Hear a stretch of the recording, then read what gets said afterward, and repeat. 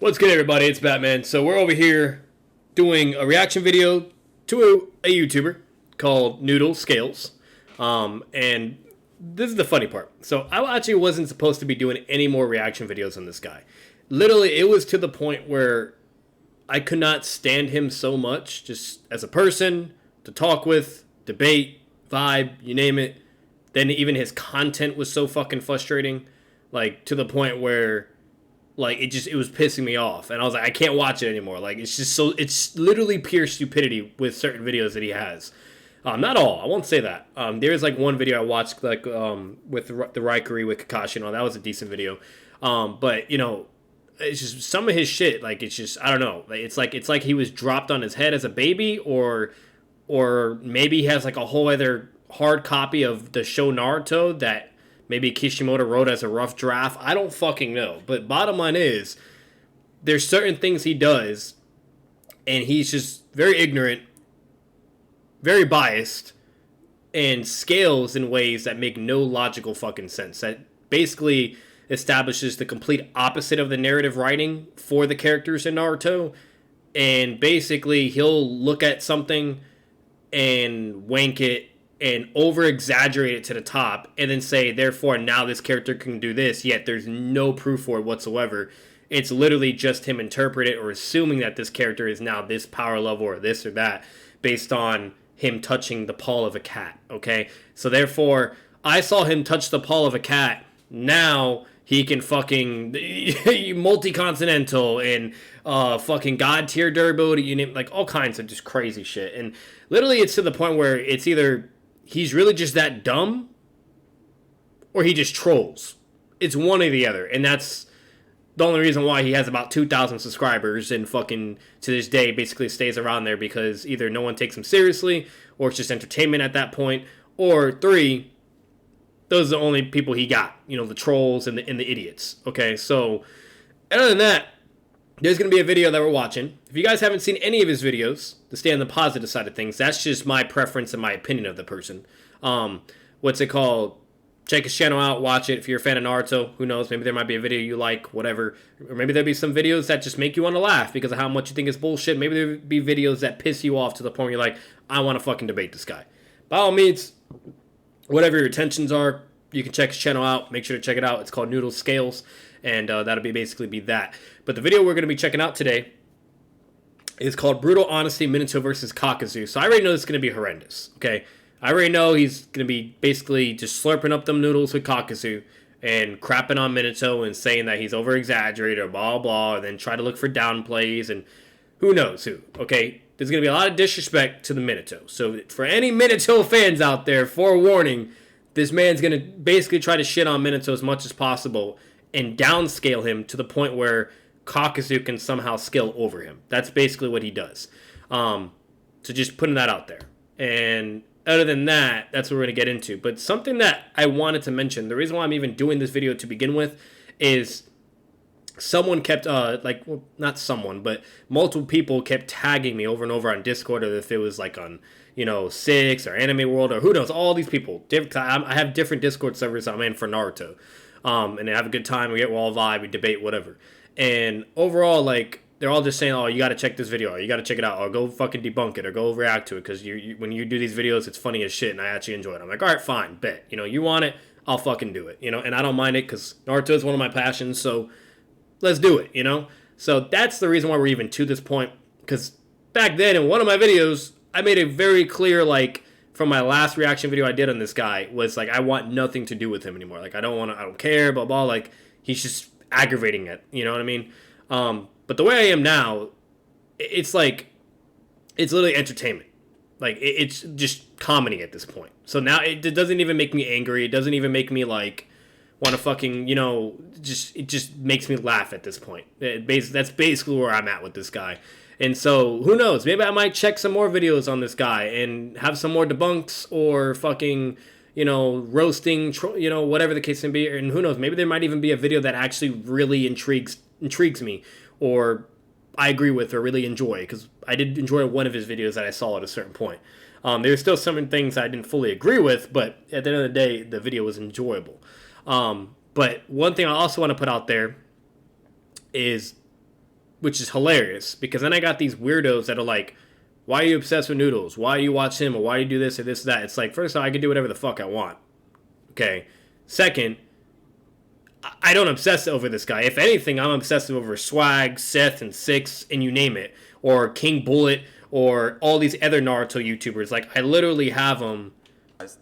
We don't need to, let me go back. I literally have them here in my subs. I'm literally subbed to these people. I watch all these motherfuckers' videos, okay? I watch his videos as well. And Anime World, and then fucking, I got King Bullet, because he has a lot of pretty cool anime and Naruto related content. Then I got Naruto Explained, which is nothing but Naruto content. Like, then there's this guy that I don't really know that much, but I was gonna, take a chance with him and watch some of his shit, see what he, how he scales and so on and so forth. Just curious, Then we got the GOAT Swag. Okay, we all know who Swag should be. So, therefore, clearly proving that, like, I'm not obsessed with this fucking guy. I'm not subscribed to him. I don't give two shits about him. I just don't like the guy. That's the problem. And overall, here I am, and that's basically what we're doing. So that's the reason why we're watching this video. And to all the haters out there that try to come out, which are, by the way, his supporters, okay? I call them the ramen packs. There's all types of flavors. Chicken, shrimp, you name it. And I love the beefy ones. They're the best ones. But they'll come on my fucking YouTube and comment and talk shit. And then I'll have all these other people roasting them or talking shit to them, handling my lightweight. Because, I don't even got to say anything. Like, people just know what they're doing is outlandish or know that they're from his Discord. I've had someone on my YouTube channel tell me that, like, oh, that he's from Noodles' Discord server and blah, blah. Just don't take him seriously. He's just trying to start shit. And it's like, it's just things like that where, like, people from his server will come over to watch my videos just to start shit. And the main reason why is because this guy will literally look up my shit time to time or whatever and see that I maybe posted a video about him, and then he'll send it to his Discord and then say it to like all his people like, oh, go watch this video and either dislike it, talk shit, whatever, you name it, go have some fun. And that's what he does. But what's really ironic about that is this right here. This, you want to talk about obsession? Look at this.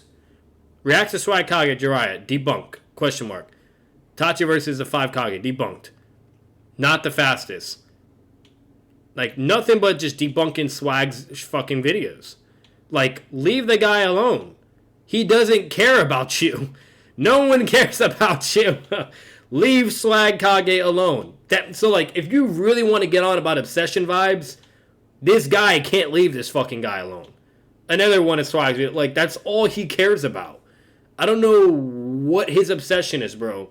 But call this guy Sakura and call Swag Kage Sasuke. Like, hop off his dick, bro. Okay? But now that we got all those clarifications out the way, I'm done rambling, done talking. We're to get to business. We're going to react to this video. I'm not going to try to make this any longer than it needs to be. I'll basically just do simple debunks or simple references of why that does not work and the scaling and this and that and yada yada. We all know who Minato is. We all know how fucking goated he is, how powerful he is. And we all know who Kakuzu is. Kakuzu's a really cool character. He is pretty powerful himself, but unfortunately, when it comes to the scaling and whatnot, he's nowhere near on the level of Itachi, Minato, Obito, Pain, you name it. He's just not there. It's just never implied. There's no proof. There's no evidence for it. The man loses to Naruto in base by Raisen Shuriken. That alone should say enough. And mind you, an incomplete Raisen Shuriken, and was able to land 2 Raisen Shuriken blows twice. One time with 3 Shadow Clones. Another time with, it was either 3 or 4, but he just did a different strategy with his Shadow Clones. And delivered the same result. So, like, the guy got outsmarted by Naruto out of all fucking characters, okay? And just, that's how he died. He loses to them. And then not only that, especially if you go towards the anime, not really the manga. The manga basically just shows very, like, way less detailed and information. It's basically the same exact thing the anime covers. The only difference is the anime just has more extensive, more things happening because of airtime. They have to kind of, every episode kind of has to hit, like, that 20-minute mark and whatnot. And so there's more, more detailed and more stuff that happens to where the only main difference is it really showing Kakashi basically going blow for blow with Kakuzu, being very relative, taijutsu exchanges, ninjutsu, you name it, and just clearly showing that they're kind of on the same ballpark, basically. At least Kakashi just using the Sharingan. I'm not saying when he uses the MS. If Kakashi uses the MS, then that's a GG. And I'm just putting that out there. If you guys don't think Kakashi doesn't win with Kamui, you're fucking stupid. But anyways, so we're going to watch this video. We're going to get into it. And here we go. Yo, what's going on, guys? Today I'm bringing you yet another video where I'll be dissecting an incredibly controversial Let's sit back for this one. It's a topic I've debated before, actually, and on YouTube, funnily enough. So if you have time to burn and want to see me fry some rando, I'll link the vid in the description. Anyway, though, obviously based upon my reputation as the biggest Kakuzu lover in the verse, people will think I am biased. Biggest idiot in the verse. Let's get that correct. Like, don't get me wrong. I love me some Kakuzu. But it's a whole other thing to say this man just claps the most powerful characters in Naruto. Like, that's... You gotta really be on some good drugs to be on that shit. It's based on some of the arguments I make for Kakuzu in this video. Not to spoil who I think wins or anything, but I will be taking some of the higher level interpretations for Kakuzu's feats in this video just to keep it interesting. And because of that, people are immediately just going to say I'm wanking or whatever, but I assure you, as I do with all of my other videos... I don't know if you guys just saw that. It was playing in the background. Kakashi's Raikkonen just cuts through that shit. Trash. Fuck his tentacles. And give what I believe to be the most fair estimation of both characters. I have also done videos on both of these characters in the past as well, so it'll probably be worth it to go and check those videos prior to this one. I will not be going in depth as much on each of the characters' feats as I normally do, so if you're curious about their full capabilities, I highly recommend you go check out the Kakuzu and Minato videos. Links will be in the description. Anyway, I'm good. Without further ado, I've seen the Kakuzu one. Ready to debunk that. This category is an extremely important one, as determining who is the fastest character will likely determine the outcome of the battle. With Kakuzu, there's not much to say. His most blatant and obvious speed feat comes in his fight with Yugito, where he is able to point-blank react and catch a fully transformed Matatabi in Yugito Paw Strike.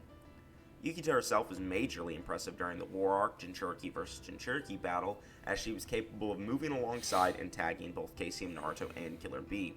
Where do these characters compare to Minato is the most obvious question. Okay, so those are going to be the first debunks. So Noodles and any of his supporters, or maybe a random person out there, this is their main argument. And this is the thing you have to shut down, okay? So I actually have a YouTube video. It's literally titled How to Beat a Kakuzu Tart. I bully the fuck out of this guy. Like, there's only one point where it basically became like running around circles because the guy tried to pull an okie-doke with the anime not being canon, blah, blah. And I kind of had to get a little bit into that with him and whatnot. And then overall, I still basically won that point. But then it got to the point where he wanted even more evidence and so on and so forth, you know. And it's just basically, fuck you. That's not what we're talking about. Other than that, everything else dominated him. Refuted every fucking argument he had. Debunked everything. And like literally basically explained why everything he just said right there just goes out the fucking window and doesn't work. So this is the first wrong thing. The first thing that he talked about, which is with the paw, he doesn't catch it. He blocks it temporarily, and as the claw hits his arm, it basically hits his arm and he's still being pushed down. He's not holding it in place. He's not like grabbing it, you know, to where like, okay, what you gonna do now? Like, no. He blocks it with his arm, so he was fast enough to react and block it, but then immediately gets slammed into the ground. If you actually watch the anime, okay, it literally shows him blocking it temporarily and then gets slammed into the ground and he's out of the fight. And then she shoots a fireball, okay, at like Hit-On. Hit-On jumps out of the way and is hiding behind like a wall and is saying, great, this is really, really bad. Or like we're rats in a cage or something like that. Some type of fucking metaphor or whatever. Or not metaphor, simile. But either way, like, that's basically what happens. Then it does a big time skip, and it goes to show Hit-On using his ritual and finishing her off.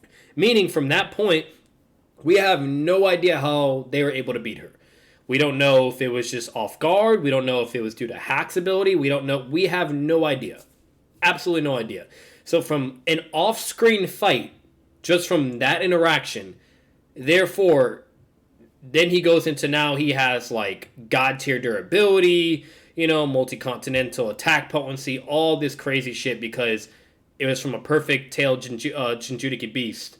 Therefore now he's this tail beast level and all this shit when at the end of the day we all know the characters that have clearly demonstrated that level of power. Naruto, Sasuke, Hashirama, Madara, like there are characters that we clearly know for a fact that are actually tail beast level.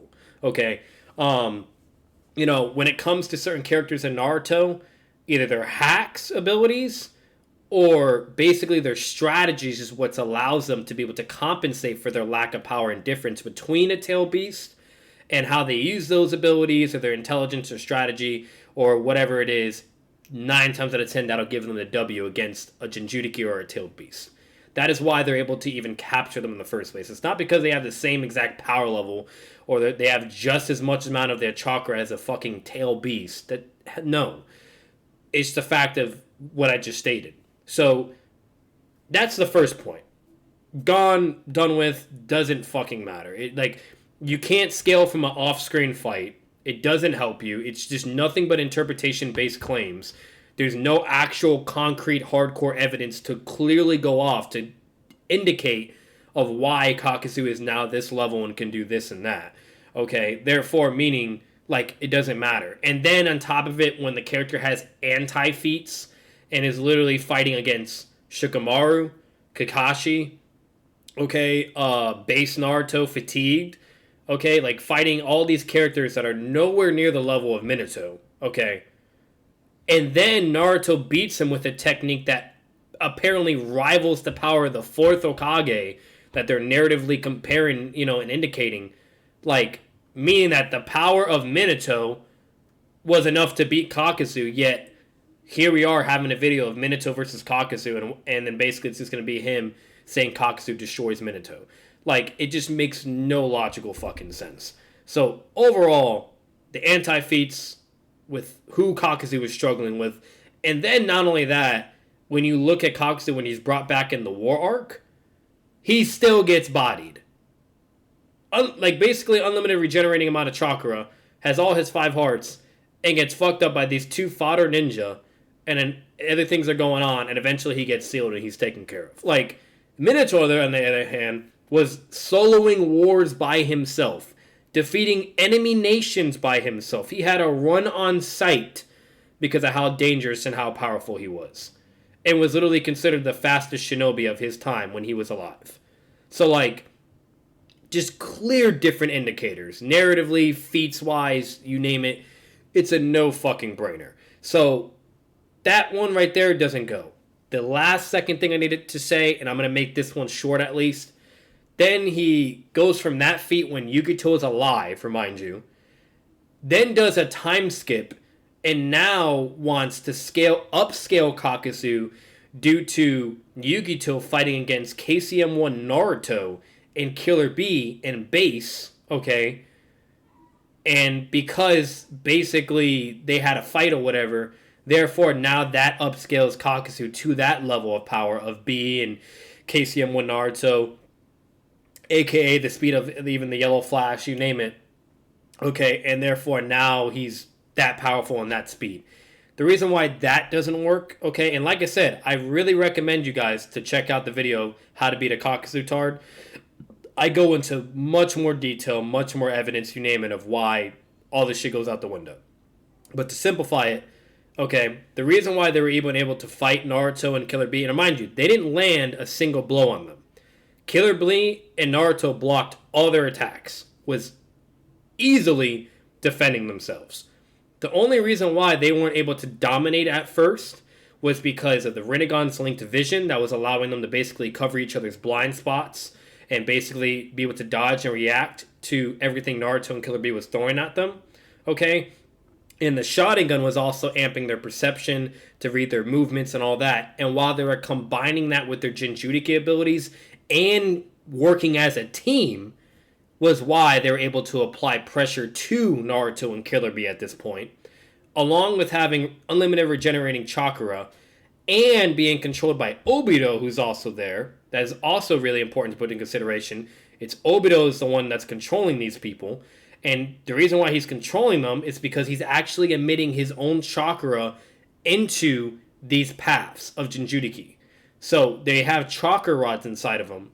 And the way that works, just like what Nagato was doing with the Paths of Pains, you have to embed your own chakra into them to control them, to do the visual projection and all of that. Meaning, overall, on top of it, Obito is also amping them because he's giving his chakra to them. And at that point, we all know what can happen. We've seen what Nagato's done. He can increase their abilities, their powers, their durability, speed, you name it. All that can be enhanced at whenever he fucking wants, basically. And they also can be able to use the Rinnegan abilities if they also choose to, even though they never did because there was a whole thing with that. I'm not going to get into that. So, overall, a completely different Yugito. She has Rinnegan, Sharingan, being amped by Obito, controlled by Obito, you name it. Okay? And Killer Bee was still, in Naruto, able to block and not get tagged once. Okay? There was only one time Naruto got tagged, and that was when he was like, fuck it, I don't care. Charges one of them. Okay, Speed Blitz, gets the rod and is literally trying to pull it out, and then one of the tailed beast immediately like charges forward and kicks him in his face with his Bull release taijutsu. Okay? And that was it. Cool. Naruto was trying to pull out a rod and didn't care about protecting himself. No one cares. Okay? It has nothing to do with Yugito either. So, overall, basically what I'm trying to say, to really keep it simple, you can't upscale Kakuzu with a stronger version of the character Yugito and then compare that version to the alive version of Yugito, which is weaker than this version, remind you, okay? And then establish the conclusion of why this makes Kakuzu this level of power. It doesn't make sense. There's no dots to connect. It's stupid. So hopefully that makes some sense to you guys. There's a complete big difference between a live Yugito, okay, and Edo Yugito with the Rinnegan, the Sharingan, Obito's chakra, and 5 other fucking people to help her as well, and Obito being there as well. Completely different. Doesn't work, doesn't help you. Therefore, all that goes out the fucking window. Because I already know that's more likely the main directions he's going to go to be able to scale Kakuzu and yada yada and etc. But sorry for the long pause, but I had to kind of elaborate on that because it, once again, basically from everything I just said and whatnot, and I'll make sure to put the link in the description down below of how to beat a Kakuzu tart. I really go into depth, into detail, so on and so forth, to provide all the feats, the statements, you name it, and that's it. So all this, the statements are out there, the evidence is out there, doesn't work. To answer that, we will need to look at the speed of Minato. Minato was capable of blitzing Jonin A, who was widely considered to be one of the fastest shinobi in the world at the time. It is unclear as to how fast he truly was during this time period, but an important aspect of this fight is to also notice that Killer B reacted and intercepted Minato twice during this encounter, whereas A was completely murder blitzed and unable to stop Minato from taking his back, even whilst being at his top speed. Like I said though, this feat is virtually unquantifiable because we simply do not have any actual scaling for the Raikage speed other than height. Minato is also able to outdo Yellow Mask Obito.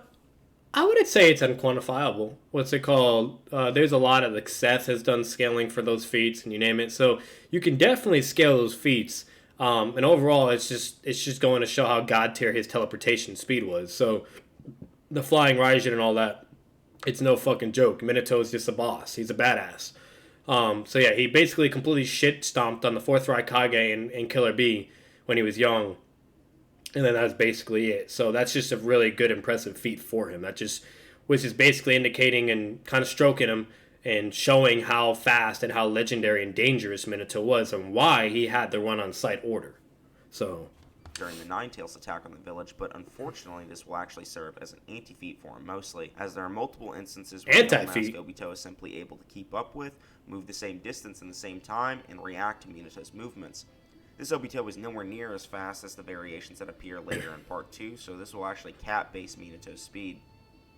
The real best scaling we have for Minato that I believe is by far the most consistent due to the constant comparisons made between them is that Minato is somewhere in War Arc 4th Raikage to KCM1 Naruto range. There are many things to support this, specifically the statement made by C during the Kage Summit that the Raikage... Okay, so he didn't fully explain why that's actually an anti-feat, so I don't know what he's going on all about that, but him fighting against Obito is not an anti-feat. We all know who Obito is. Obito's no fucking joke. He's very, very powerful, very skilled with the Sharingan, okay? Has Zetsu Cell Amp and all that and everything, and his Kamui is ridiculously very fucking hard to fight against, okay? And Minato's teleportation speed okay, bodied his Kamui. Absolutely destroyed that. Okay, while on the other hand, the fourth Raikage, who should actually be faster, more powerful, etc., while he's older at the 5 Kage Summit, went at full speed at Obito, and Obito Kamui'd that perfectly, effortlessly. While Minato, on the other hand, was able to destroy him, and he couldn't even activate Kamui in time because of how fast he was. And on top of it, if you guys actually know what he's doing with his flying Raijin, like the teleportation and all that, it's basically altering space and time itself, and it's like things are kind of frozen in slow motion to where he's moving, you know what I mean, like at perfect normal speed, but the enemy is basically just frozen. And the anime really, really heavily indicates that and emphasizes on that.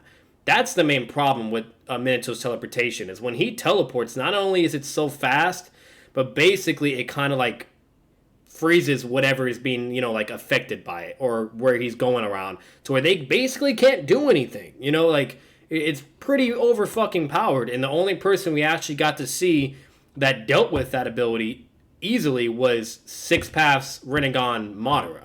Okay, where he completely shitted on that ability. So he is the only character really to indicate that level of speed to beat the teleportation of Minato. So overall, like, that's just that. And at the end of the day, Minato's not KCM 1 speed. He is not 4th Hokage level of speed. Okay, what's it called? Minato as the Yellow Flash was KCM 1 speed and the 4th Raikage.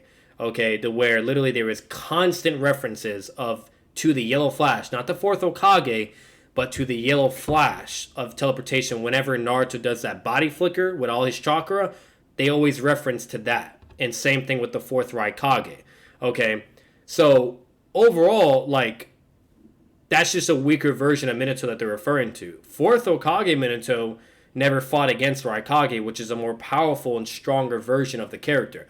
The more time goes by, the more powerful you get, and etc. That's constantly implied by Naruto, the show itself. So not only does Minato get even more faster, his reaction time and etc., but when Minato's the 4th Hokage, he completely shits on Obito.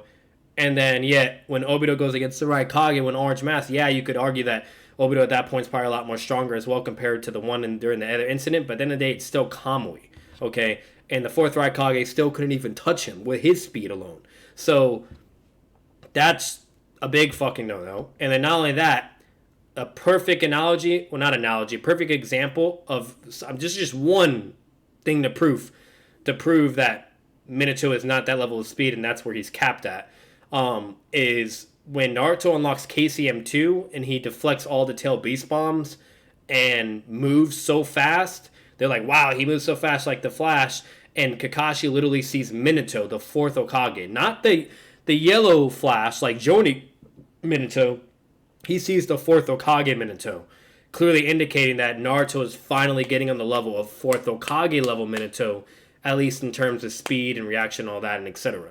So, like, overall, there's tons of statements, tons of evidence to support that Minato, as the 4th Hokage, is way more fucking faster.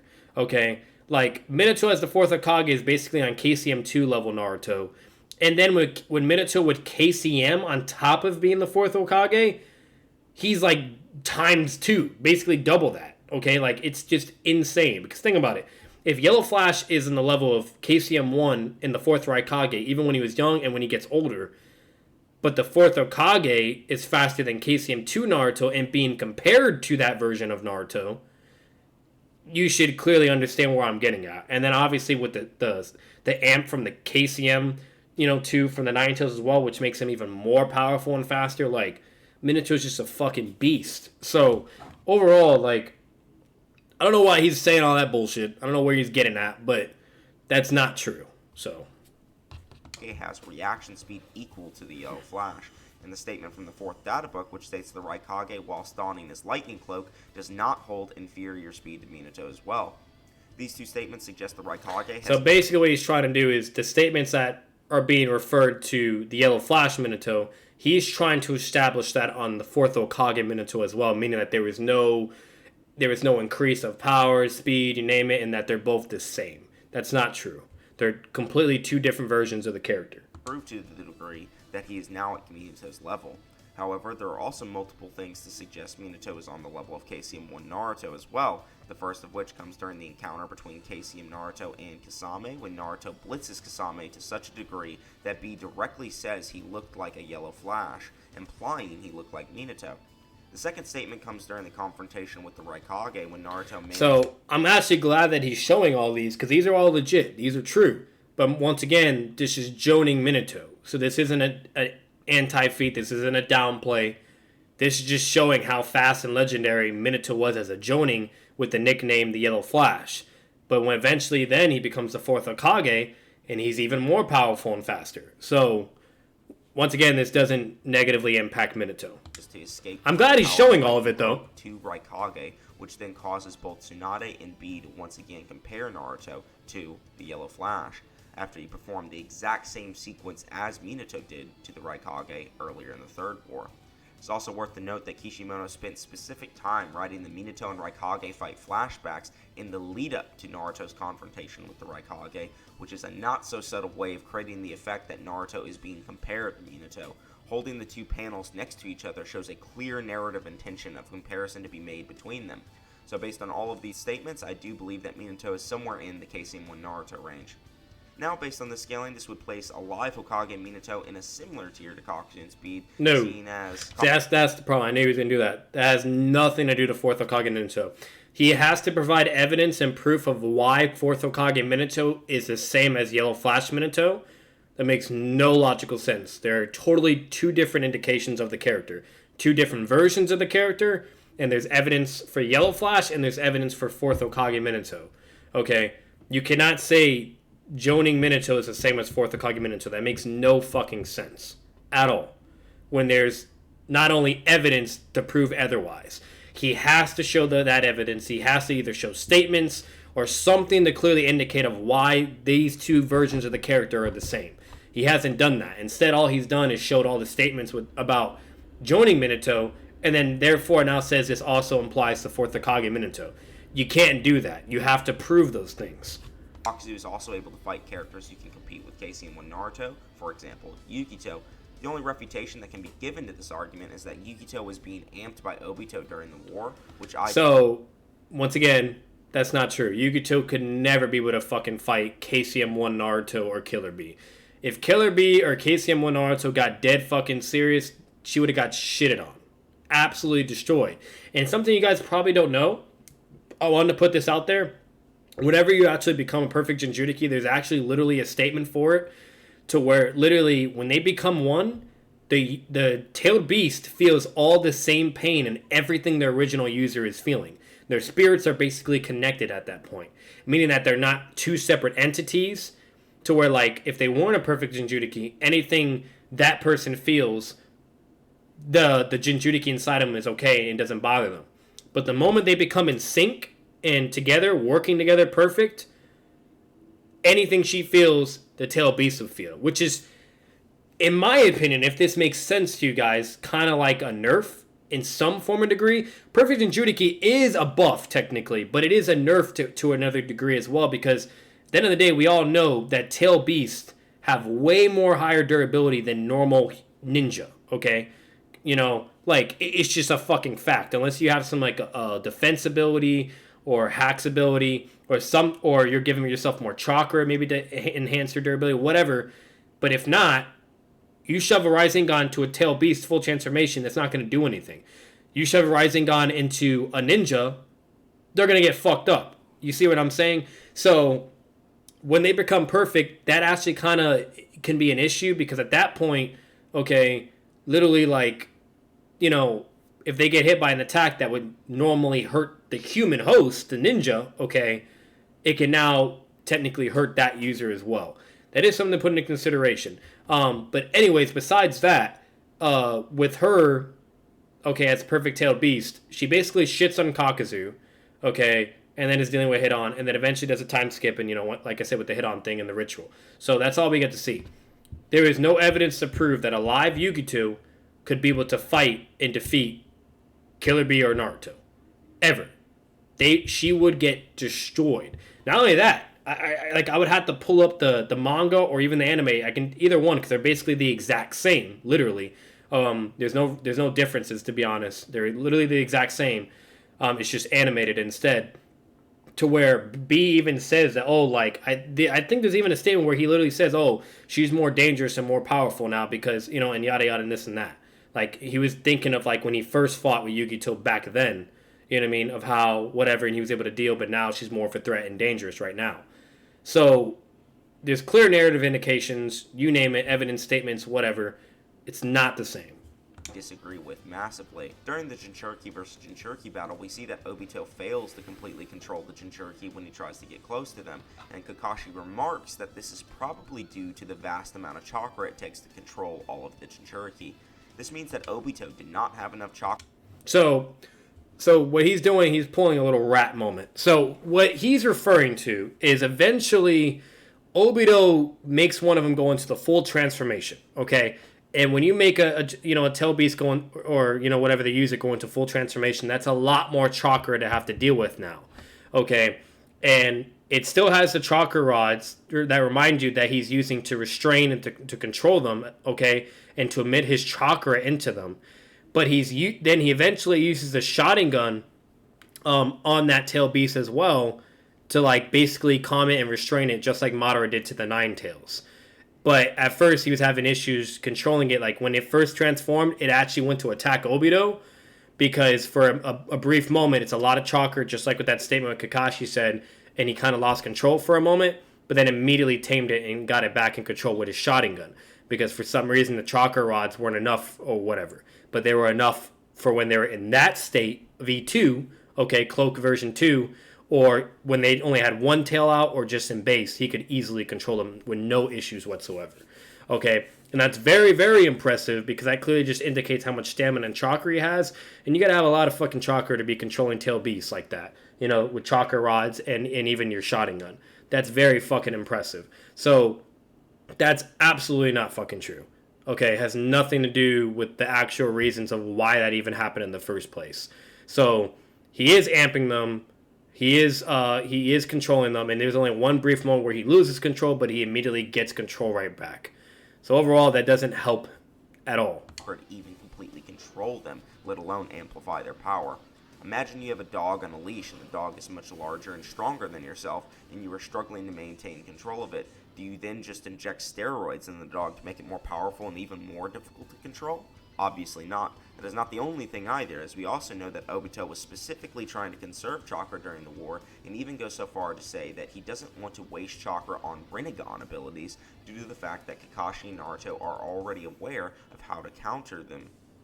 This, in combination with another statement that the Jinchuriki were also utilizing their own power during this battle, shows that the Jinchuriki are not being amplified by Obito's power, but rather controlled. I will admit that I do believe the Jinchuriki... No, they are controlled. They're being controlled, and they're also being amped. Once again, the Rinnegan and the Sharingan is an amp. And when I say it's an amp, I'm not meaning that like a direct chakra amp and like a power level. I mean that it's amping their perception, to read the movements, to link vision, and with all that in coordination with teamwork... Okay, and with them timing their attacks and combining their visual prowess abilities with their Jinchuriki abilities, which is literally even a statement for that, which I love how he won't show that statement or show any of all that stuff to completely make all this bullshit out the window. But it literally is stated that it is making them more stronger and more powerful. There's no absolute way to deny it. The only thing that you could argue and debate is whether if Obito is making them more powerful by emitting his chakra into them, which is very actually highly likely and probable due to the fact that Nagato did that with his Paths of Pains. So why wouldn't Obito be able to do the same? It doesn't make any fucking sense. So overall, meaning that he could also be amping them to move faster, to keep up, this and that, or make their attacks even more powerful than they normally are as just them with the Tail Beast chakra and their own chakra. If that makes any sense. Because think about it. If it's just their chakra and the Tail Beast chakra, okay, they have power level B, right? But then if Obito is emitting his chakra into them as well to make them even more stronger, faster, or powerful, or they enhance their jutsu, they're going to be more powerful than B, and now they're A. It's not rocket science. So that's not true. reaction speeds are being enhanced to a degree due to them having movement tracking of the Sharingan and Rinnegan shared vision, but I do not believe this plays any significance as Yugito herself is still able to physically keep up with and tag both Killer Bee and KCM Naruto, which is not. That's not true. She does not tag them, okay? She goes to attack them, but Bee dodges all of her attacks effortlessly and continuously and literally blocks her attacks. There is not one moment where she actually fucking hit them and they couldn't do anything about it. At all. And remind you, Naruto and Killer Bee were technically having to hold back in a certain way as well, because if they made one reckless move, they could basically be punished for it, okay? Imagine fighting someone that basically has the abilities of the Sharingan and the ability of the Rinnegan, okay, and the linked vision, to where all your attacks are basically effortless, and if you go to do something, you're basically just going to miss, and then there's an opening, and then you're going to get hit. Meaning that any attack you throw is basically useless, and then you're just going to get beat up. So they're basically having to, like, be on the defense the whole time, block, dodge, you name it, and then come up with counter strategies on how to work with it or defeat it. Naruto comes up with a strategy, it epically fails, and then Killer Bee's like, fuck this shit, and he goes into full transformation and then immediately shits on them to where they have to go into full transformation. Not full transformation, to V2, okay? And they also had their one-tails out as well.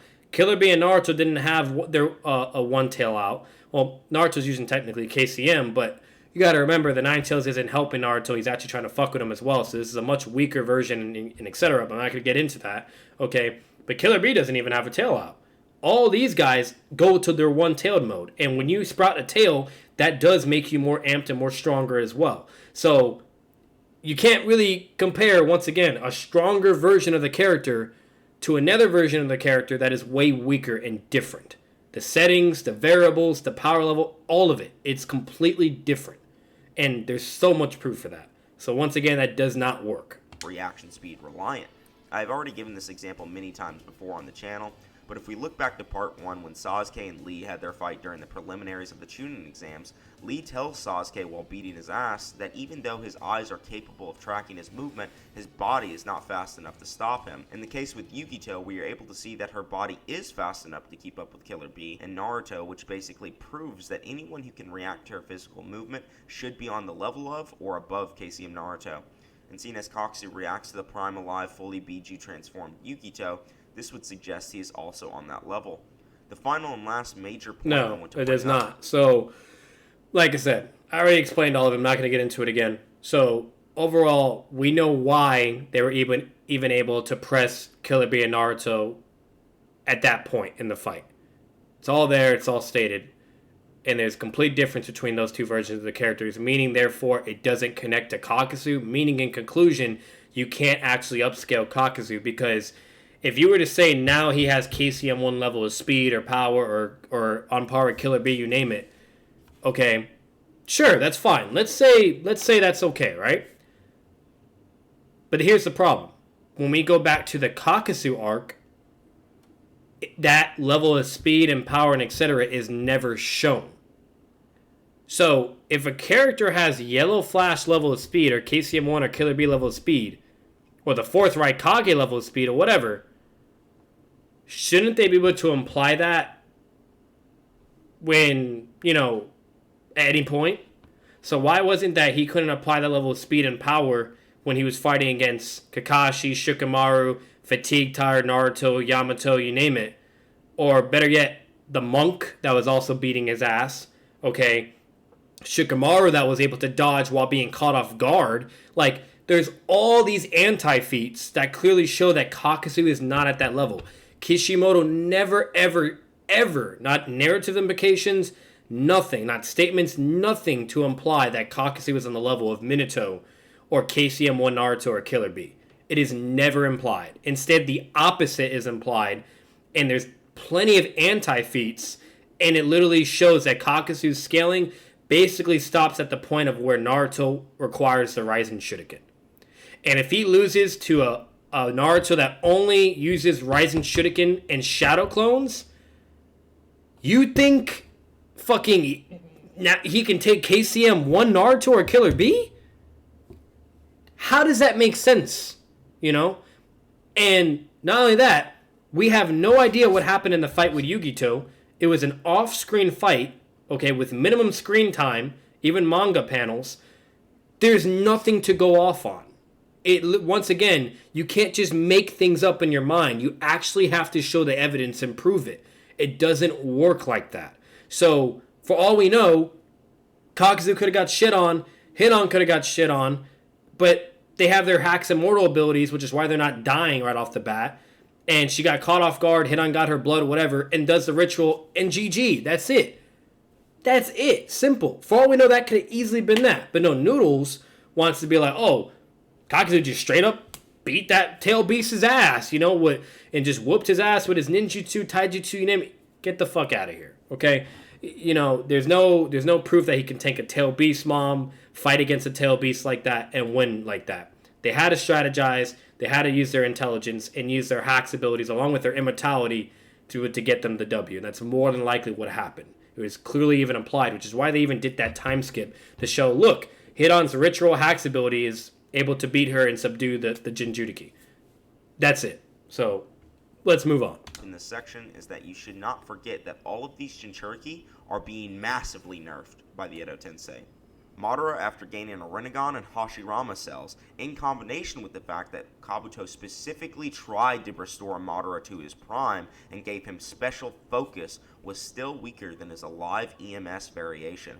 Hashirama directly states that after Madara is revived, that he was returning to his original strength, which means that the Edo Tensei nerf was more significant than the amp given by both the Rinnegan and Hashirama cells, which is insane. And Yugito also suffers the effects of this nerf, yet she is still able to keep up with and tag KCM1 Naruto and Killer B, who should be at this time comparable to Minato. Which means... And that's something I forgot to kind of elaborate on too. I'm not going to make it too long. What's it called? The Edo for Yugito is actually a buff. So something, I don't know, if, like maybe in his brain he just can't understand. Okay, there's certain characters where the Edo Tensei can actually buff you. We've seen it with Itachi. We've seen it with, the Jinchurikis. We've seen it with many fucking people. Okay? And depending on the user and the cast user, whoever's casting the jutsu, that also affects the power level effects of the jutsu. For instance, when Orochimaru was using it, okay, if you compare Hashirama and Tobirama at that point, okay, way completely more nerfed and nowhere near their true potential. Then you have Orochimaru bring them during the war arc and gives them basically full 100% power, but obviously with a slight nerf because of Edo. And it's a complete fucking big difference. Hashirama is using wood clones, Sage mode. Tobirama is using flying Raijin, marks, you name it. Like, it's a whole other ball game. So Edo is actually not as simple as you think. It's a lot more complicated, and there's variables to it. But Yugito being a prime example as well, it actually was more helpful and supportive because now she doesn't have to worry about her stamina and chakra being depleted as if she was a normal human being, to where it's constantly basically regenerating to where it's practically almost infinite. Even Madara makes a statement on that, and there's even more evidence to support that as well. So overall, like, she has basically incredible stamina now, an incredible amount of chakra, along with her tail beast and that chakra, and the Rinnegan and the Sharingan, and chakra from Obito, and being controlled by Obito, where Obito is making the battle in tactics of what to do and how to react to Killer B and Naruto. Like, overall, like, it's completely fucking different. And therefore, it actually makes Yugito more stronger compared to her alive version, to where that's why she's doing kind of what she's doing or whatever. So, once again, that doesn't work. Now, basically the best way to really make that sense to you for you guys, if it was a live Yugito with Rinnegan and Sharingan, okay, and you know what I mean, and then with like even the chakra rods, and then you're comparing that to Edo Yugito, then yes, obviously Edo would be weaker because the alive has the Rinnegan, the Sharingan, the chakra rods, Obito, all that stuff. Obviously, it'll be more stronger now, but with Edo, okay. And once again, we're not comparing to the Yugito that has the Rinnegan, the Sharingan, and all this shit that makes her more powerful as well. We're just talking about base Yugito or just as a perfect tail beast. That is not the same as Edo Yugito with the same exact capabilities, features, practically infinite amount of chakra, and you name it. Nowhere near is that the same. So I hope that makes sense for you guys. Or better yet, one more thing to really hit this well. Like, Rinnegan Edo Madara would be more stronger than Valley of the End Madara. Why? Because of the Rinnegan, the abilities, the chakra, all that, yada yada, the wood style, you name it, Sage Mode, all of it, right?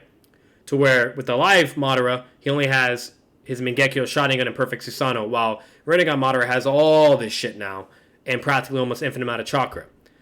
Now, if you're comparing a live Rinnegan Madara to Edo Rinnegan Madara, then yes, the alive Rinnegan Madara would be more powerful than the Edo. Do you see what I'm saying now? So, it's that fucking simple. I'm not saying that the same exact version of the character alive is more powerful than Edo. No. Okay, what I'm saying, depending on the variables in the type of version of the character you were talking about, there can be moments where that character in Edo would actually be more stronger than this version of the character. That's all I'm saying. So, let's continue. Kakuzu honestly has better overall combat speed than Minato. I do, however, believe that Minato's travel speed might be faster due to him being capable of outrunning Tobirama and Hashirama with his body flicker, but there's some potential for this to be wrong, as throughout the War Arc there are actually multiple instances where Body Flicker and Flying Thunder God get confused in translation.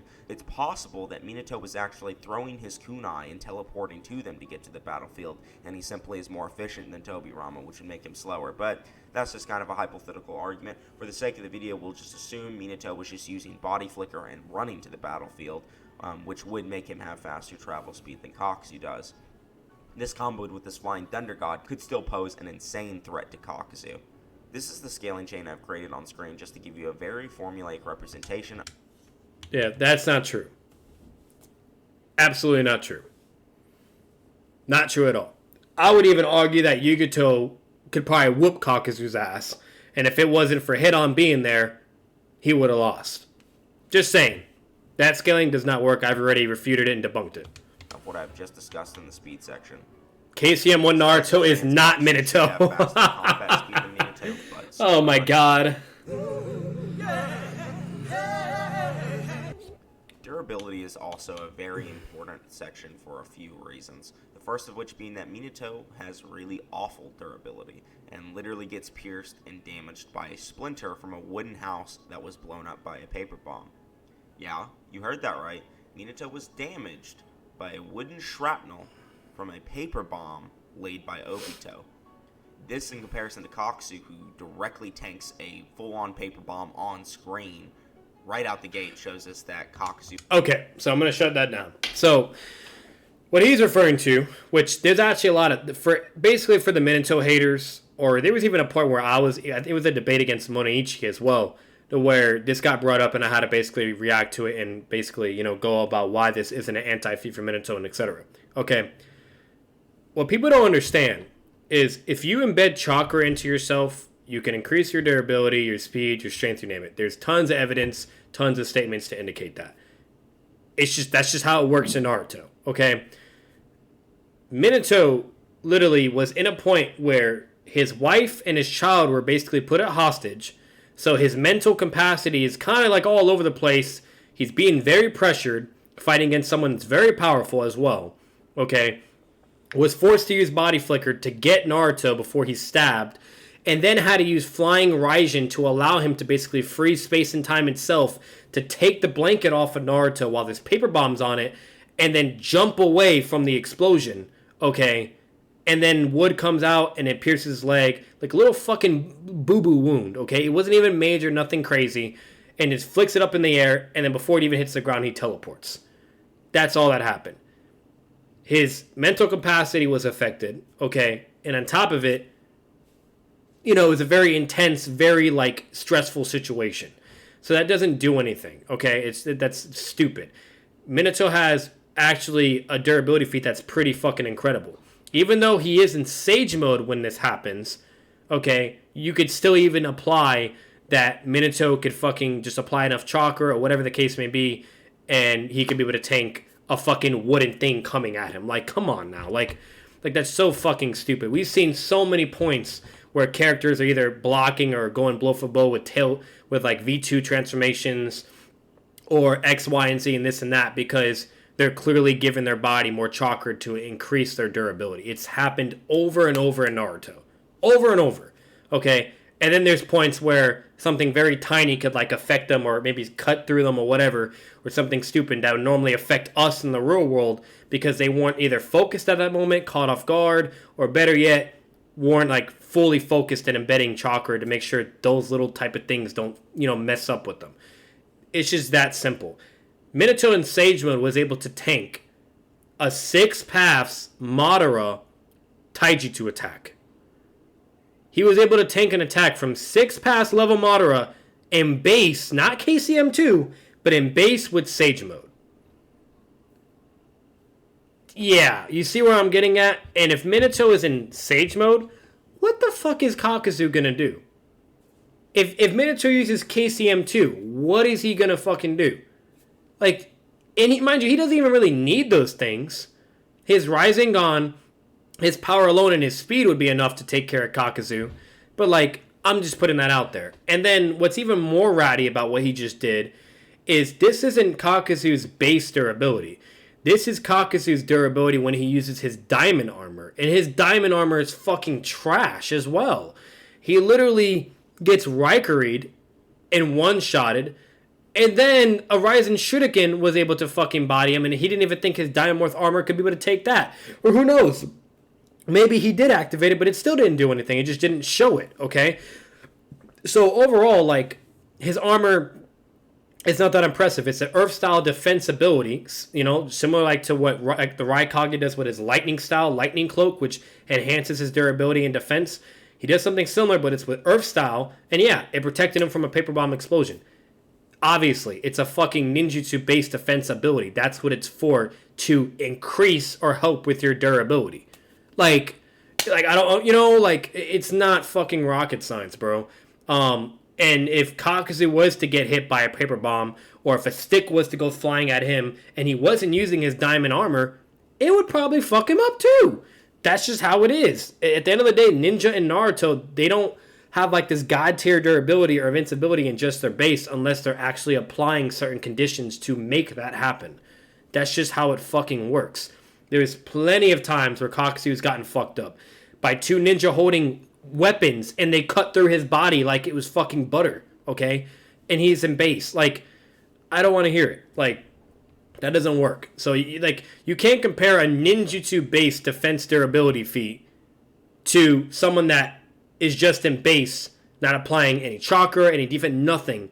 Like, that doesn't make any fucking sense, and that's just being very ratty at that point. They're those are two different comparisons. If you're going to compare durability, compare Kakuzu's base durability, okay, with no diamond armor, to Minato's base durability, okay?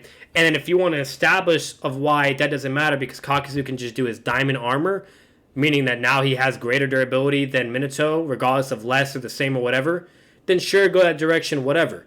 But you can't compare two separate things and then try to shit on Minato for that, and so on and so forth. Like, it's such a fucking ratty-ass way to go. I don't... Has the clear better durability between the two. This is by far the least impressive feat Kakuzu has within his arsenal in regards to durability, as shown before when Kakuzu was able to withstand a direct paw strike from perfect Jinchuriki Yugito. The same Yugito that could damage KCM1 Naruto and blind Madara with her paw strikes.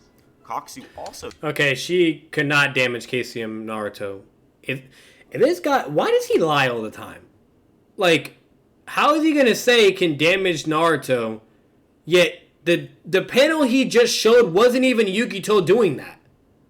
And not only that, that was also Yugito in V... or not only that, not Yugito, but that was also someone in V2. Literally what he just showed was the 3 tails, not the fucking 2 tails.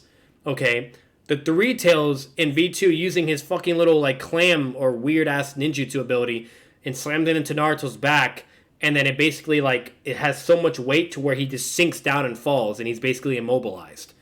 That's what he just showed, and then makes his statement that saying, "Oh, Yugito could," stop lying. Like, what the fuck, bro? And then once again with the whole Kakuzu Paul thing, he gets slammed into the ground. So why don't you show that? You know, like, he's just being so fucking ratty and dishonest. Directly states that he is invulnerable to physical attacks and that they simply do not work on him, despite him fighting and knowing about perfect Jinchuriki. And that's not true, because the same was kind of applied for Gaara, for other characters, that their defense, eventually, if you have enough chakra, or if you have enough attack potency or whatever, you can be able to destroy it. That's been shown over and over and over in Naruto. Okay? Even Haku with her ice mirrors and all that was being hyped up as it was unbreakable, you can't damage it or whatever. Yet, eventually, amped Nine-Tails Naruto breaks through that shit like it's nothing. So, if you have the power level, or the amount of chakra, or the elemental weakness, okay, or maybe even a hack's ability, you can go through someone's durability. It's that fucking simple. All because it's a statement to say that doesn't mean it's true, especially when there's evidence that contradicts that statement. Durability is simply superior to the Jinchuriki's AP, or at least Yugito, which makes sense as Kakuzu was shown to be completely undamaged at the end. Oh, and that's another thing. This is one example. Raikuri went through Kakuzu, okay? Sasuke does his Raikuri against like the 4th Raikage, doesn't even do anything. It basically just caused like a little boo-boo, like some blood, okay? And then Naruto slams a Sage Mode Rising Shuriken, not regular Naruto, Sage Mode, so even more powerful, okay, into the 3rd Raikage, and that motherfucker tanks it and tickles it. Something that attacks on physical power alone and has a hack's AP ability as well of damaging even to the cellular level. And this man, it tickled him, okay? So, overall, if Kakuzu can't even handle a Raikuri or a Rising Shuriken, okay, like, what makes you think Kakuzu could be able to tank a ninjutsu level attack from Minato in Sage Mode or even in base? If Minato does a massive Rasengan, that motherfucker's getting clapped. He's gonna basically be bam, huge explosion and destroyed and smashed on the ground. Like, and the Rasengan is also stronger than fucking Chidori and Raikuri as well. That has also been stated and shown over and over.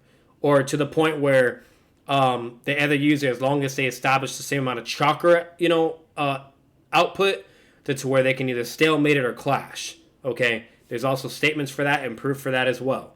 Okay? Like, it's that fucking simple.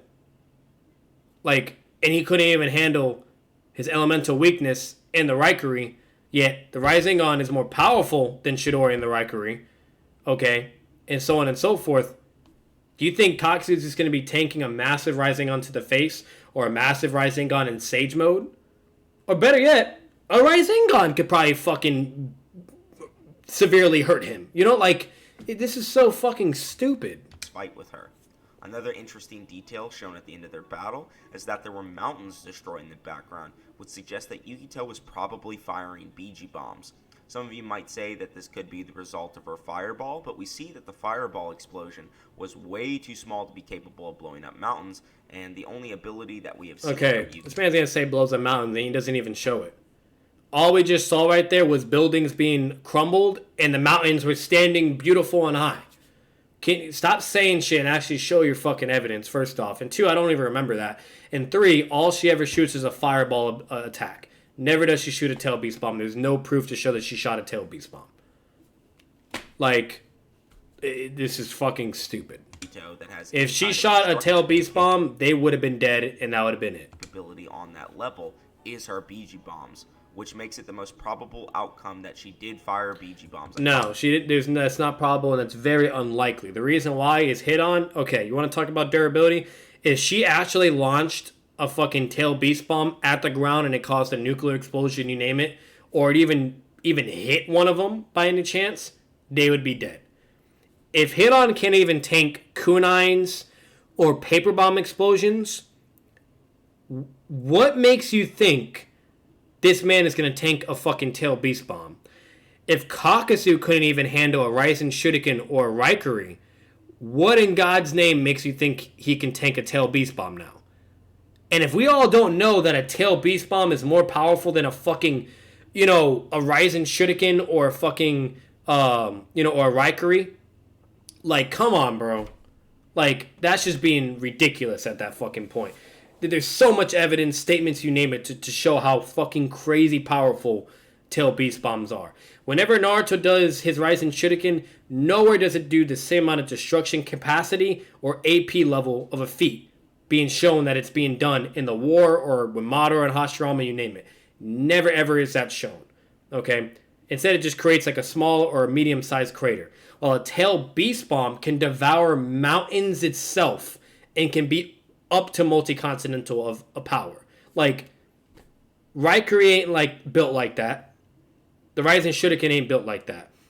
When eventually Naruto gets like in the 6th pass level and all that, you know, you name it, then yeah, sure. Okay, that's a whole different thing. They're getting more powerful, etc., whatever. But we're talking about like, you know, in the past, when they're all way weaker than that, obviously, like, tail beast bombs are way more powerful than that. And if he can't even handle that level of ninjutsu attack potency, you think he's handling a tail beast bomb? It's so fucking dishonest. And not only that, he literally just stated that that only protects him from physical abilities. A tail beast bomb is a ninjutsu-based ability. It's chakra-based. It's not even fucking physical or taijutsu. So guess what? He still gets shit on. You know what I mean? Like, I don't understand. Like, it's like he's just so fucking stupid. Like, if you're going to talk about someone and try to really establish why they're so powerful, blah, blah, this and that, at least have the evidence to support the debunks or the refutations that someone can make. Or better yet, the contradicting evidence that's in Naruto. Like, this guy is just so stupid. Kakuzu. Not to say that he tanked a BG bomb directly on his chest or something like that, but it would prove that Kakuzu does probably know about BG bombs, yet still thinks he's completely indestructible to physical attacks. No. Kakuzu also tanked the fireball that blew up the compound. Once again, physical has nothing to do with ninjutsu attacks. And there's no proof for him to know. Well, actually, he is part of the Akatsuki, so he probably is aware of what a tail beast bomb is, and obviously avoid it, and you name it, and whatnot, and to try to deal with the fight as fast as possible, because if you get put in that situation, you're basically fucked. So I'll give him that, but that's about it. Which again shows Kakuzu's consistently able to withstand Yugito's attacks.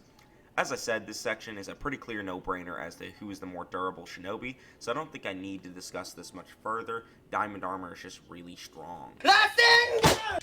Bro, this man literally said,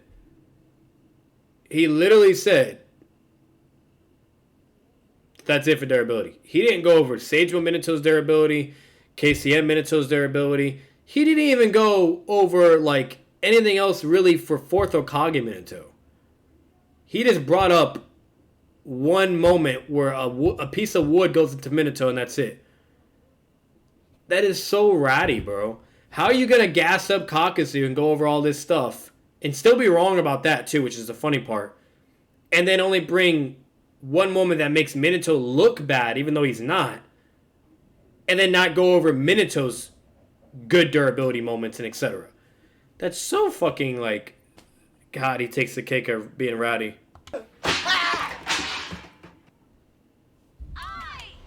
Yeah, this ad is much needed, but to make this video speed up. I went pretty hard on Minato's attack potency in the Minato versus Tobirama video, so definitely go and look at that if you're curious where he scales.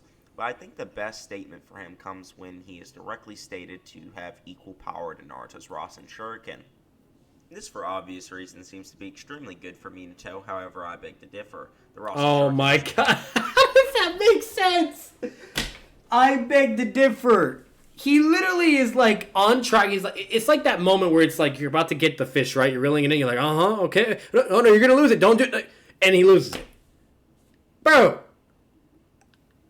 You can't backtrack like that. You just contradicted yourself. How are you gonna go over a statement that fully supports Minato rivaling the power of the Rising Shuriken with just his Rasengan alone?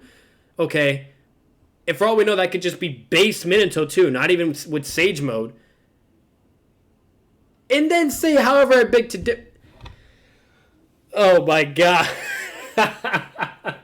It's so fucking painful to listen to this guy, bro. He makes no fucking sense. Like, I kid you not, I've debated with a good amount of people.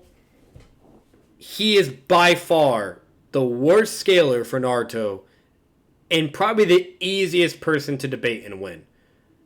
The easiest. The only way you can have a hard time debating this guy is if he tries to pull the rabbit holes and talk about irrelevant bullshit, and you kind of just got to keep away from that and keep to the important core elements of the fight, and then basically just have point A, point B, point C, and be like, all right, that's all I need. GG, bye. And he'll look like a fucking idiot in the debate. That's all you got to do with him to beat him. Like, holy shit, bro. Like, literally just setting himself up to look like an idiot, bro. I might as well not even watch the rest of the 5 minutes of this video just from that alone. That blew my mind. Ulno was able to defeat Kakuzu, but I do not believe this was through sheer power. Oh my god. The autopsy of Kakuzu's body, it was due to sheer power. The crater it made, the explosion it made, the noise it had, as fucking loud as it was. Not only is it so powerful, and it just cuts through and shreds and destroys, but it can also attack and damages on a cellular level. So, it's a hacks-based and AP-based ninjutsu ability. You can't just say, oh, however, since it's a statement that it also damages on a cellular level, meaning that it's only in cellular level and Kakuzu doesn't have any durability for cellular level attacks, meaning therefore that's why it beat him, meaning therefore Minato doesn't attack at cellular level with his Rasengan, meaning that it can't do anything. Like, holy shit, bro. Like, do you see what I'm talking about? How ratty this guy is? Like, he just tries to find any fucking way to kind of crawl out of his grave and to try to make it look like it makes sense, but it makes no fucking sense. Like, holy shit, bro. No one cares about the cellular shit. That has nothing to do with the Raisen Shuriken. The Raisen Shuriken is an S-rank ninjutsu for a reason.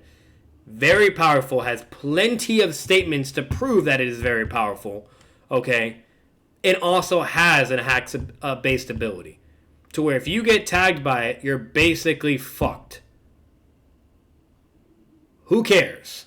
Shuriken attacks the cells directly and functions more similar to poison rather than physical trauma. This displays that Kakuzu's durability was not simply overwhelmed with power, but rather his internal body was attacked by tiny needles penetrating his cells. No, it was overwhelmed by power. Literally, he slammed that Raisen Shuriken, and it, like, folded his body. Like, he was like this, you know, like, and being slammed into, clearly indicating the power, okay? You need power to slam into someone and to make their body almost fold in half. And then it does a huge explosion, which is power, okay? And then it attacks on a cellular level, doing all the needles and doing even way and way more damage to the point where you're basically fucked. Okay? And that's it. So, like, I don't see what you're getting at, bro. It is power. The power is what fucked him up, and the cellular damage just was icing on the cake, basically, and he was down for the count. It's nothing rocket science to understand about that. Also shown in that Kakuzu's body was not destroyed by the Rasen Shuriken, despite being at ground zero of its explosion. His external body was actually completely fine. It was simply his internal cells that had been destroyed, which basically proves that his durability had been bypassed rather than overwhelmed. No, it was overwhelmed and bypassed. He had his Earth Heart pierced by Kakashi at the like that means Raikiri is more powerful than a fucking Raisen Shuriken. Basically, is what he's saying. Like, bro, you're losing me. Raikiri ain't stronger than a Raisen Shuriken, bro. Preventing Kakuzu from using his diamond armor. Had Kakuzu used his diamond armor, this could have been an insanely different outcome. Because Minato was only compared to the power of the Rasen Shuriken, and this incomplete Rasen Shuriken only has one feat, which is defeating a weakened Kakuzu, basically puts the nail in the coffin for Minato's capability to physically damage Kakuzu. None of Minato's other feats are even remotely as impressive as this statement, so it basically makes it impossible to say he's capable of damaging base Kakuzu, let alone Diamond Morph Kakuzu. Kakuzu's AP basically doesn't even need to be addressed due to the Splinter feat mentioned earlier, but here's a quick showing of what Kakuzu can do with just his taijutsu. Here, Kakuzu destroys a massive gate with a diamond armor punch. Here, Kakuzu folds Kakashi with a single kick and massively splinters the giant tree behind him. Oh, and did I mention that Kakuzu is directly stated to be stronger than Jinchuriki? Oh, and he can also stalemate 2 of Kakashi's Raikiri with 1 lightning-style False Darkness attack. Which, if you want to know how powerful that is, make sure to go and watch my Kakashi Chidori video as well, link in the description. So yeah, based on all of this, I think it's very clear that Kakuzu can damage Minato, but Minato would struggle to damage Kakuzu, if even at all. But maybe it isn't over for Minato yet. Maybe one of his other abilities or his legendary sealing could help him, right? Wrong. Minato literally never shows any sealing of significance besides the Reaper Death. Literally none in the entire series. I see people in the Naruto community all the time bring up about Minato's sealing and how good of a sealing expert he is. But really the only statement we have about his sealing is that Kushina had taught him some vague amount of sealing jutsu that we don't even know what they do.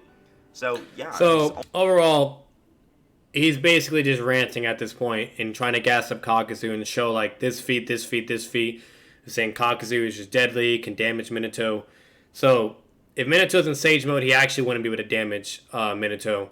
And even in base, you could argue that if Minato is actually focused and applies, a certain amount of chakra to his body, that there could be certain attacks he can tank. For instance, he would definitely be able to tank a Diamond Morphed attack. If Kakashi could fucking tank it, okay, like, you're telling me Minato can't tank his Taijutsu attacks and so on and so forth? Like, all these characters are tanking it, but yet Minato can't now? Get the fuck out of here, okay? So he could be able to tank most of his attacks in base. Sage Mode, his durability goes off the fucking charts. KCM is not even worth discussing how disgusting powerful his KCM durability and feats are, okay? And he's just overall getting amped and doubled his stats. So that basically takes care of that. And the only thing you could really say for Kakuzu, that if he was to land in a hit, which he wouldn't be able to land, that's the problem, because Minato's just so much more faster. His hacks, teleportation, and his speed alone. To where literally, like, if maybe Kakuzu landed one of his ninjutsu attacks, maybe, if he's in base, that could be enough to one-shot him or kill him. But one thing you guys also got to keep into consideration, which is actually interesting to think about, Kakuzu was using basically Hit-On as a puppet and shooting his ninjutsu-based attacks, lightning, whatever you name it, or even wind style, which is made to cut and to destroy you, okay, and was shooting that at Hit-On to try to land attacks on Kakashi, okay, and Hit-On, okay, was perfectly fine. That's pretty bad, in my opinion. Because Hit-On's body should have been completely fucked up, or better yet, to the point where he would have to repair it with his needles and all that shit all over again. And Kakashi wouldn't give him the time to do that, because Kakashi was constantly dodging the whole time, reacting, you name it, and constantly fighting both of them at the same time. So, overall, like, all I get from that is his ninjutsu AP really isn't that fucking great, to be honest. Yeah, some really pretty cool destructive capabilities and blah, blah. But if it couldn't even, like, harm Hit-On, what, you think it's gonna fucking hurt, Minato? If it can't even hurt Hit-On? Like, come on now. Hit-On literally his durability gets surpassed by swords, blades, kunines, paper bombs, but yet now he can tank a wind-style ninjutsu-based attack, or lightning and all this, like, bro, you know what I mean? So that's one anti-feat, or one way to easily refute that bullshit. If you want to be, like, petty, and there's obviously better things you can say, and you name it, whatever. But I just want to kind of bring that up there just to fucking, shit on him, because it's just amazing how he basically goes about things.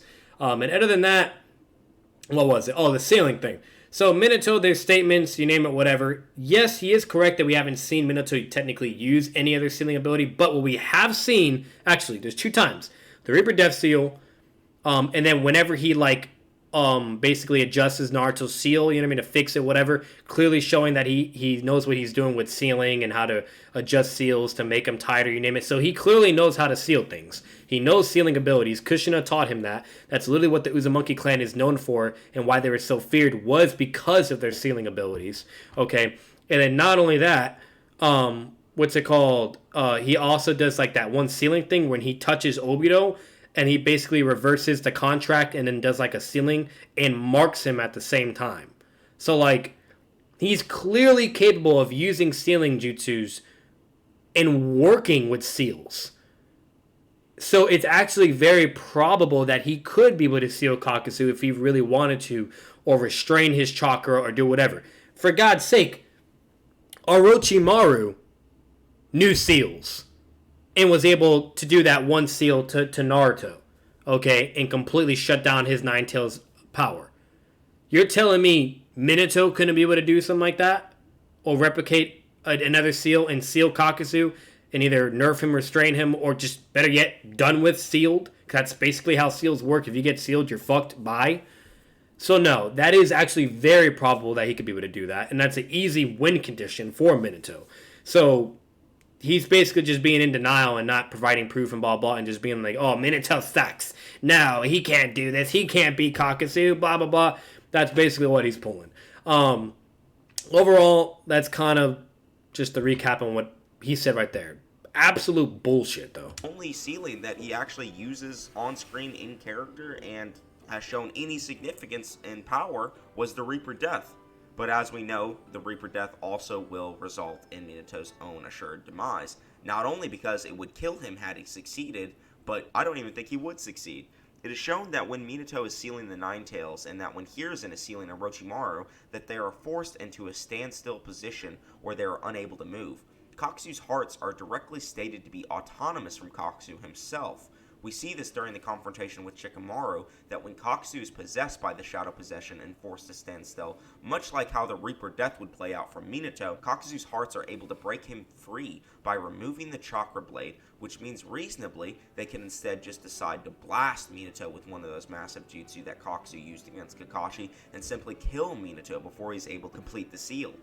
Besides this, I do not believe Minato has shown any abilities that could cope with the sheer durability and resilience of Kakuzu, nor do I believe his speed will play enough of a factor to really make him any significant threat to Kakuzu either. This means that a live Hokage Minato would get demolished by Kakuzu 10 out of 10 times. But wait. Before the Minato fans pooped their diapers, I never got a chance to talk about KCM2 Minato. As we see here, KCM Minato is able to combo attack and react with KCM2 Naruto and EMS Sasuke, and is also comparable to Warrior Kakashi, the same Warrior Kakashi that was capable of blocking and tagging some Jinchuriki that was scaling Kakuzu either, and fighting with Rinnegan Obito, which means that KCM2 Minato is directly shown to have better speed scaling than Kakuzu, and this combined with the fact he can create Nine Tails Biji Bombs, which are significantly more powerful than anything Kakuzu is hypothetically more durable than, this would mean that KCM2 Minato would obliterate Kakuzu 10 out of 10 times. Anyways, guys, that's the video. I hope you enjoyed.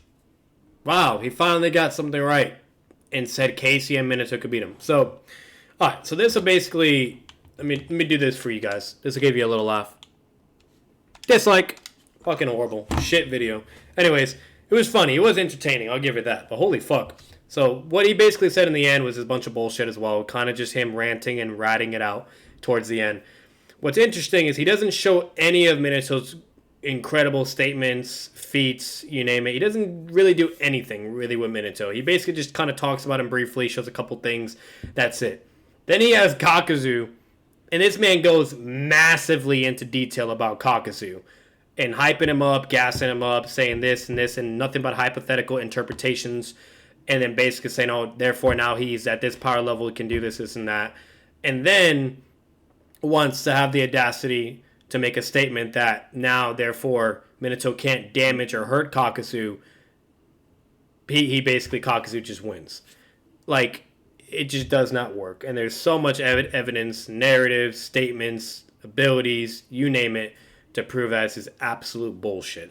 Like, the fact that this is even being brought up or a video period is just sad. Because Minato versus Kakuzu, he would literally look at him and slice his fucking throat off.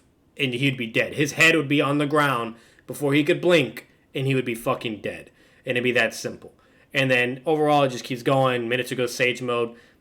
Done. Dealt with. Or better yet, you could even argue that he could even maybe beat him without Sage Mode. Like, overall, like, it's fucking Minato. Minato is on a whole other level. Way more up there in scaling. This nonsense with Kakuzu is absolutely bullshit.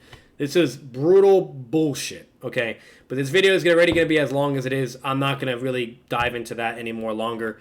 What I'll actually do for you guys, just for like comical purposes, because I feel like it's something that'll be really funny, kind of just like a throwing a jab at Noodles, is eventually I'll make a video of Minato versus Kakuzu, and Pain versus Kakuzu, basically. And basically, I'm going to go over both characters briefly, you know what I mean?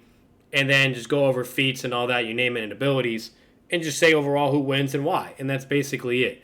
And that's going to basically be that. And you guys should already know the answers of who's going to win that. But I'm going to do it this way I can show the evidence, show all the proof, the statements, and just show that these characters are on a completely different tier than Kakuzu. Trust me, Kakuzu is a badass character. He's really, really cool. I love the concept of him. They did an incredible job with him. But unfortunately, his scaling ends at the feet of Naruto with an incomplete Rising Shuriken. Minato, on the other hand, is constantly, and I mean heavily, being emphasized as the god of shinobi, the fastest ninja, the prophecy, the savior, you know, you name it. Okay, handling nations and wars, run on site orders, you fucking name it. His rising on power to be able to rival the Rising Shuriken. It's just insane shit. Even his fucking kunai could cut through the 8 tails or just cut through basically anything like it's butter. His attack power, his abilities, his speed, his intellect, his level of scaling is on a whole other fucking level of Kakuzu. It's all out there. Same thing with Pain as well. It's not a no-brainer, guys. Not only that, Kishimoto even had a moment. While, mind you, he was over this. It was the creation of the Akatsuki. And it was in one of the Naruto games. And Kishimoto was heavily over the story, the narrative, and you name it. There's actually proof and evidence for it and everything.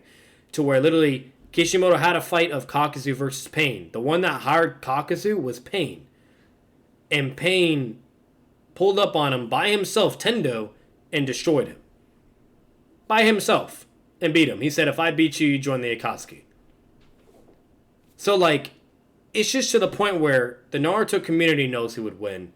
Kishimoto knows who would win that, okay? Or just, you know, narratively and you name it.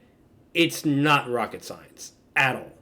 So, that'll basically leave it at that. I had to rate the video. Horrible fucking video. Entertaining, interesting, and funny. But that's basically that. We have another debunk video. Hope you guys enjoyed it. To this day, you still disappoint Noodles, and I don't know what to tell you, bro. You're kind of a lost cause at this point. But yeah, other than that, will we eventually maybe have another Noodles video? Probably. It'll probably be one on like maybe one of his older videos and stuff like that, because I am curious to see why he's saying Sasori's being downplayed, blah, blah, where he scales and blah, blah, this and that. Sasori's a really cool, awesome character as well. So I might look at some videos. I'm not doing anything with the swag shit and all that. That's fucking stupid and just weird. But other than that, we'll keep it there. And that'll do it. So hope you guys enjoyed the video. If you did, make sure to leave a like. Comment your thoughts down below. Let me know how much of an asshole I am, how stupid I am, and how Kakuzu basically solos the entire Naruto universe. Please let me know. And also, subscribe if you enjoy this channel. If you like it, cool. If you don't, cool. Great. I don't care. I can live. Bye. Peace.